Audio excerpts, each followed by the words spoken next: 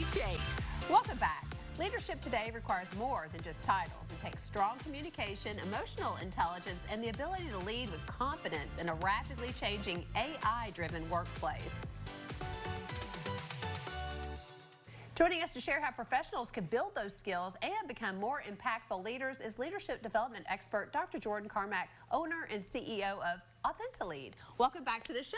Hey, glad to be here. Thanks for having me. Yeah, I should have also thrown in a previous winner of our Remarkable Women contest. Yes, that's right. We just celebrated a new winner, so very exciting. Right. Yeah, very exciting. So Jordan, talk to us about, we're seeing AI everywhere. Lee and I use it a lot for the show.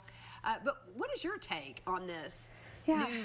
So a lot of people are concerned AI is going to take our jobs. Yes. Right. And so the cliche phrase you hear now is it's not going to be AI taking your job. It'll be a human who's using AI, who's able to do this. And I think there is some truth to that. Anytime there's technology disruption, think about the smartphone, the invention of Excel and our poor accountants everywhere, right?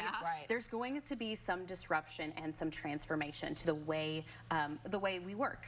So instead of sort of being afraid of, man, this is going to be too much, let's look ahead and see what kind of skills we need to be successful as this disruption comes. Yeah, because they do everything, but we don't want it to do everything. So what skills do we need to retain versus just kind of letting go to AI?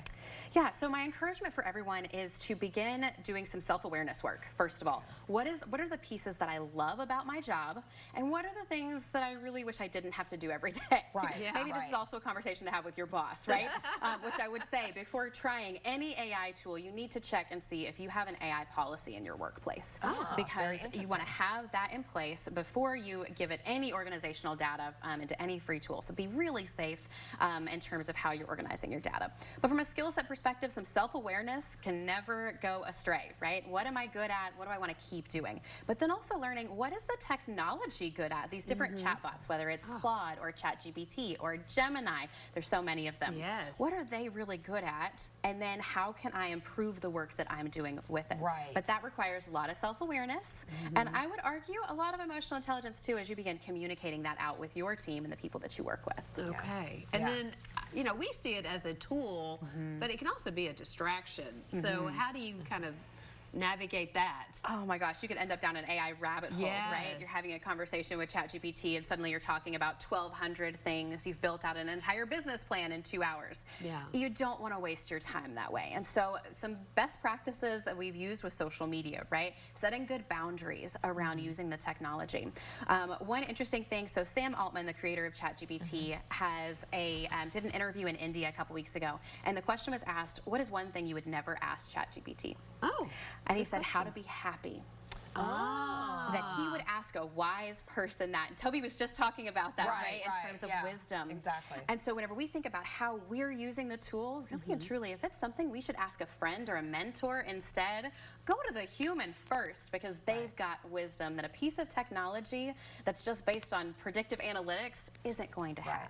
And I feel like the name of your company is well represented in the word authenticity, right? Yeah, authentic leadership. That's what the business was founded on based on my dissertation research. Yes. So if people want to know more, if they want to get involved, what do they do? Where do they even start? Yeah, so if you haven't ever tried out using a chatbot, that would be a first step, right? Just engage with it, don't treat it like a search tool, but test out, how does it respond? What types of projects and things can it do, right? Just experiment. Iteration is really important.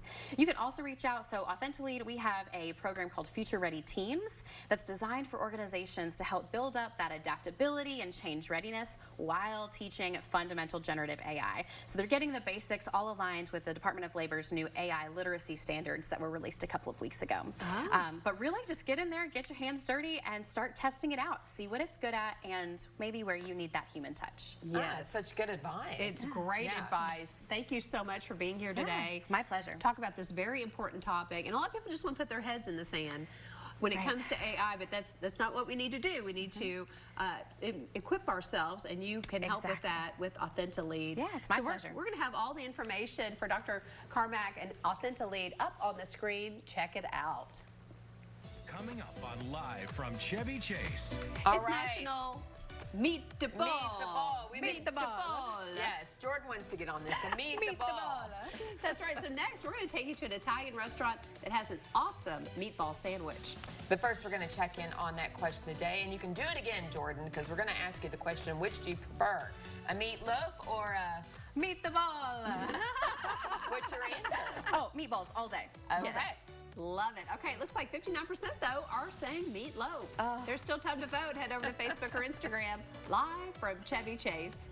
You're watching Live from Chevy Chase.